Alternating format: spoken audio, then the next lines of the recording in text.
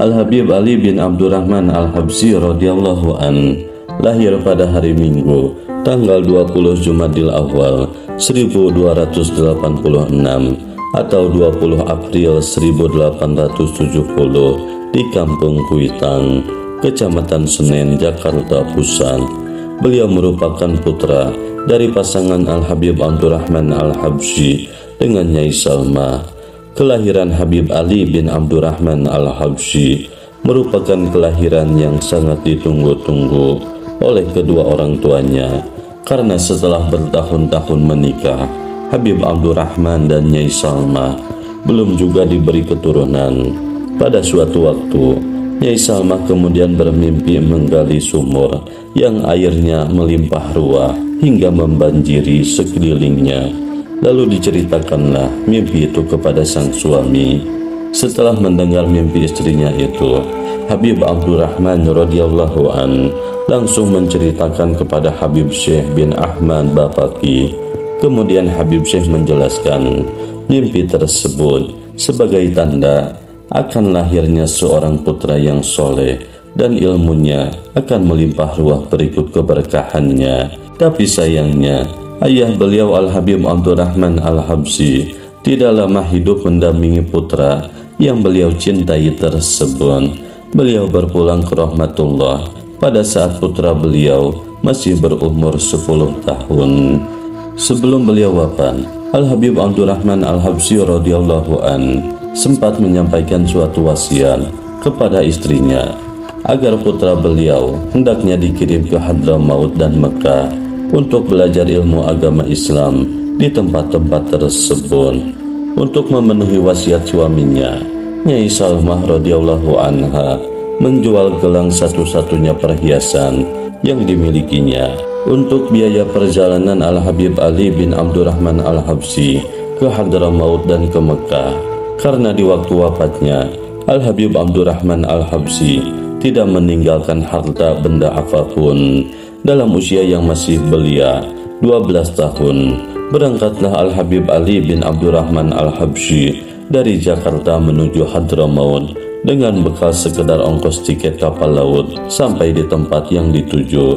Sesampainya beliau di Hadramaut, Habib Ali bin Abdurrahman Al-Habsyi sebagai seorang anak yang soleh tidak mau berbuat sia-sia pada masa mudanya yang berharga itu untuk menuntut ilmu yang bermanfaat. Ketika di sana, Habib Ali Al-Habsyi tidak hanya belajar untuk mencari ilmu, tetapi beliau juga sambil mencari rezeki yang halal untuk bekal hidup, sebab beliau menyadari bahwa ibunya tidak mampu untuk mengirimkan uang kepada beliau selama menuntut ilmu di luar negeri. Di antara pekerjaan beliau selama di Hadramaut adalah dengan bekerja sebagai pengembala kambing. Pekerjaan pengembala ini rupanya telah menjadi kebiasaan kebanyakan para solihin, terutama para anbiya. Selama di Hadramaut, Al-Habib Ali bin Abdurrahman Al-Habsyi telah belajar kepada banyak guru-guru. Di antara guru-guru beliau adalah Al-Aribillah Al-Imam Al-Habib Ali bin Muhammad Al-Habsyi radhiyallahu an, Syaibul Maulid Simtudura radhiyallahu an, Al-Imam Al-Habib Ahmad bin Hasan Al-Antos, Al-Habib Al-Alamah Abdurrahman bin Muhammad Al-Mashhur Mufti Hadramaut, Al-Habib Ahmad bin Hasan Al-Idrus, Al-Habib Ahmad bin Muhammad Al-Muhdar, dan Al-Habib Idrus bin Umar Al-Habsyi, Al-Habib Muhammad bin Saleh bin Abdullah Al-Antos, Al-Syekh Hasan bin Mukhandan. Setelah belajar di Hadramaut, kemudian Habib Ali bin Abdurrahman Al-Habsyi melanjutkan pendidikannya ke Tanah Suci Mekah. Ketika belajar di Mekah, beliau belajar kepada banyak guru. Di antara guru-guru beliau ketika beliau di Tanah Mekah adalah Mufti Mekah Al-Imam Muhammad bin Husain Al-Habsyi, Syed Bakri Syato, Al-Syekh Muhammad Said Babsyail, Al-Syekh Umar Hamdan. Selama belajar pada dua tempat tersebut, Habib Ali bin Abdurrahman Al-Habsyi telah menyelesaikan selama 6,5 tahun. Kemudian ketika dirasa sudah cukup, akhirnya beliau kembali ke Indonesia. Setibanya di Indonesia, Habib Ali Al-Habsyi radhiyallahu an masih melanjutkan pendidikannya dengan belajar kepada para guru-guru yang ada di Indonesia. Para guru-guru tersebut diantaranya Al-Habib Muhammad bin Thohir Al-Hadan Tegal, Al-Habib Muhammad bin Idrus Al-Habsyi Surabaya, Al-Habib Abdullah bin Musin Al-Antos Empang Bogor, Al-Habib Muhammad bin Ahmad Al-Muhdar Bondowoso, Al-Habib Ahmad bin Husain Al-Handar, Al-Habib Abdullah bin Ali Al-Hadan Bangil, Al-Habib Abdullah bin Usman bin Yahya Mufti Jakarta. Al-Habib Ali Al-Habsyi radhiyallahu an merupakan sosok yang aktif dalam mengembangkan dakwah Islamiyah, mengajak umat Islam untuk mengikuti ajaran-ajaran Islam yang suci dengan dasar cinta kepada Allah dan kepada Nabi Muhammad SAW. Akhirnya, beliau mendirikan Majelis Ta'lim Kuitang pada tahun 1948. Majelis Ta'lim Kuitang diadakan setiap hari Minggu pagi. Dengan karomah beliau, Majelis Ta'lim Kuitang selalu dikunjungi oleh berpuluh-puluh ribu umat Islam dari berbagai daerah. Selain di Majelis Ta'lim, beliau juga aktif menjalankan dakwah di tempat lain di seluruh Indonesia, bahkan hingga ke desa-desa yang terpencil di lereng-lereng gunung. Tidak hanya itu, beliau juga berdakwah ke Singapura, Malaysia, India, Pakistan, Sri Lanka, dan Mesir. Beliau juga sempat mendirikan sebuah madrasah yang bernama Unwanul Ulum dan mendirikan langgar dan musola yang kemudian diperbesar menjadi masjid. Ada kisah unik tentang Habib Ali bin Abdurrahman Al-Habsyi radhiyallahu an. Pada suatu waktu, ketika Habibana Al-Walid Habib Abdurrahman bin Ahmad As-Segam Bukit Duri Tebet memanggil muridnya yang paling senior mengenai hal penghinaan yang dilakukan kedua mubaligh itu kepada Gus Dur yang saat itu telah menjadi Presiden Republik Indonesia yang keempat. Menurut penuturan Ustadz Anto yang ketika itu hadir di pengajian hari Senin pagi, itu Al-Walid bertanya kepada jamaah yang hadir, dan keduanya yang hadir mengaji sama menyahut, "Maujud ya Habib." Lalu Habibana berkata, "Ente berdua jangan pulang ya, ana ada perlu." Habib menegur murid seniornya tersebut, "Ente berdua kalau jadi mubaligh, gak usah kata-kata kotor sama orang, apalagi sama cucu Kiai Haji Hashim Asy'ari itu. Ente tahu yang namanya Gus Dur itu siapa? Biar ente paham ya, seluruh aulia Allah min masyariqil ardi ila magharibiha kenal dengan Gus Dur, dan ente ini siapa berani mencela dia, dan ana sangat malu kalau ada murid atau orang yang pernah belajar sama ana menghina Gus Dur dan juga menghina yang lainnya. Kalau ente belum bisa menjadi seperti Gus Dur, diam lebih baik. Kalau sudah bisa jadi seperti Gus Dur, ngomong dah sana sampai berbusa-busa." Menurut keterangan yang diperoleh, ternyata Gus Dur adalah murid langsung dari Habib Ali bin Abdurrahman Al-Habsyi Kuitang. Gus Dur waktu kecil diajak ayahnya, Kiai Haji Abdul Wahid Hasyim, dan di Jakarta beliau sempat mengkhatamkan 9 kitab di hadapan Habib Ali Al-Habsyi, sebagaimana langsung dikatakan oleh Gus Dur bahwa beliau mengkhatamkan beberapa kitab kecil di hadapan Habib Ali yang disampaikan di acara Maulid Nabi SAW pada tahun 1990-an di daerah Komal. Jasa-jasa Al-Habib Ali bin Abdurrahman Al-Habsyi sebagai pencetus hari dan waktu proklamasi kemerdekaan Republik Indonesia. Suatu hari, saat Bung Karno sedang ikut hadir pada pengajiannya, Habib Ali bin Abdurrahman Al-Habsyi di Masjid Kuitang, Muhammad Husni Tamrin datang untuk menjemputnya guna menghadiri pertemuan dengan masyarakat Batavia.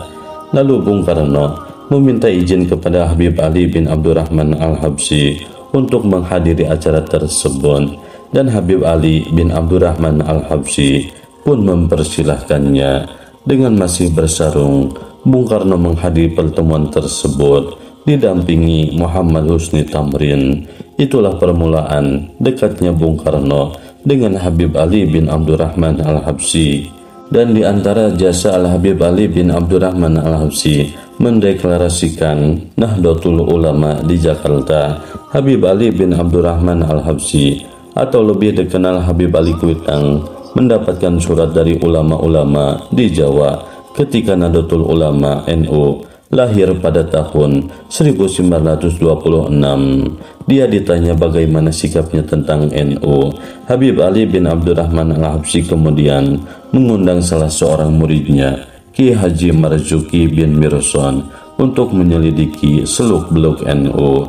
Habib Ali Kuitang kemudian mengutus Kiai Marzuki untuk datang ke tempatnya Hadratus Syekh Hasyim Asy'ari untuk mencatat apapun yang dilihatnya di sana. Ketika sampai di sana, Kiai Marzuki kemudian meminta satu hal kepada Hadratus Syekh Kiai Haji Hasyim Asy'ari radhiyallahu an, yaitu agar jilbab yang dipakai perempuan NU dibenarkan.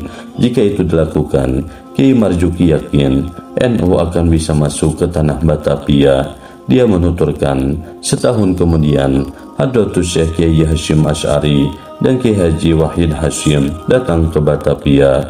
Mereka ingin agar NU didirikan di Batavia. Ketika sampai di Batavia, orang yang pertama kali ditemui Hadratus Syekh Kiai Haji Hasyim Asy'ari adalah Habib Ali bin Abdurrahman Al-Habsyi. Setelah itu, tahun 1928, NU dibentuk di Batavia. Habib Ali bin Abdurrahman Al-Habsyi adalah sosok yang terkenal dengan akhlaknya yang tinggi, baik terhadap kawan maupun terhadap orang yang tidak suka kepadanya.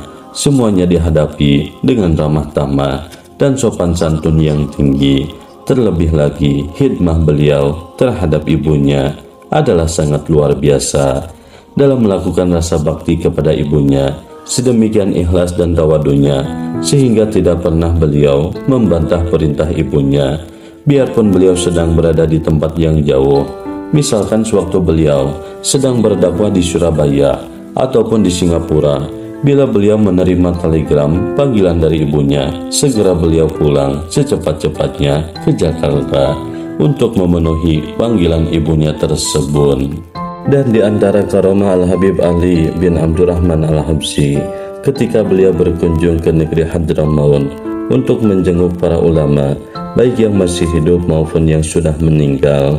Dalam kunjungan itu, beliau didampingi oleh putranya Al-Habib Muhammad Al-Habsyi, dan atas kehadirannya di majlis tersebut, kami memohon kepada Al-Habib Ali Al-Habsyi untuk memohon kepada Allah Subhanahu wa Ta'ala agar menurunkan hujan di negeri kami, karena sudah lama tidak turun hujan yang menyebabkan kekeringan di mana-mana. Dan kami memohon kepada tamu kami Al-Habib Ali Al-Habsyi berdoa kepada Allah Subhanahu wa Ta'ala atas niat itu. Al-Habib Ali Al-Habsyi sempat menolaknya karena datang untuk mengambil berkah dan harapan atas doa Al-Habib Alwi bin Siham.